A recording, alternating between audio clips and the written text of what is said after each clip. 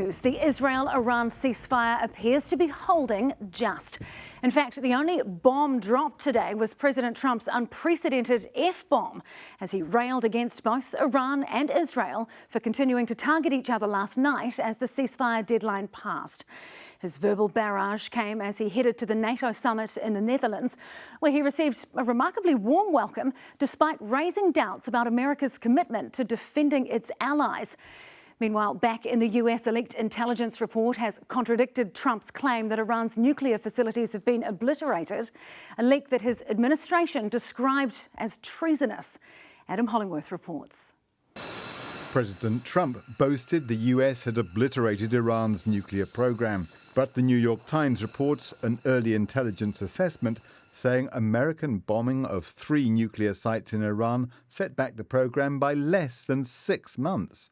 The strikes sealed off the entrances to 2 of the facilities but did not collapse their underground buildings. And in any case, much of Iran's stockpile of enriched uranium was moved beforehand to secret locations.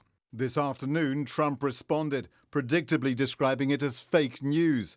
They hit the target perfectly, wiped it out, and the press is very disrespectful. While Trump's special envoy called for whoever leaked it to be tried for treason. Leaking that type of information, whatever the information, whatever side it comes out on, is outrageous. It's treasonous. So it ought to be investigated, and whoever did it, whoever's responsible for it, should be held accountable.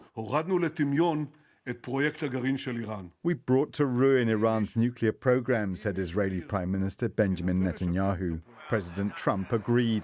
They're not going to have a nuclear weapon. The last thing on Iran's mind right now is nuclear weapons.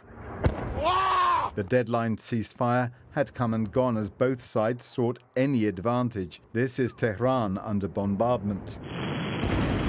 Iranian missiles, too, were penetrating Israel's Iron Dome, one hitting an apartment block, killing 4 people in Beersheba.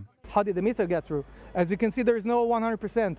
So we had, just like in previous scenes that you've seen, there's no 100% of sealing in the air defense. Both combatants incurring President Trump's wrath by violating the truce, especially, it seems, his allies in Israel. So I'm not happy with them. I'm not happy with Iran either. You know what? We basically have 2 countries that have been fighting so long and so hard that they don't know what the they're doing. Do you understand that?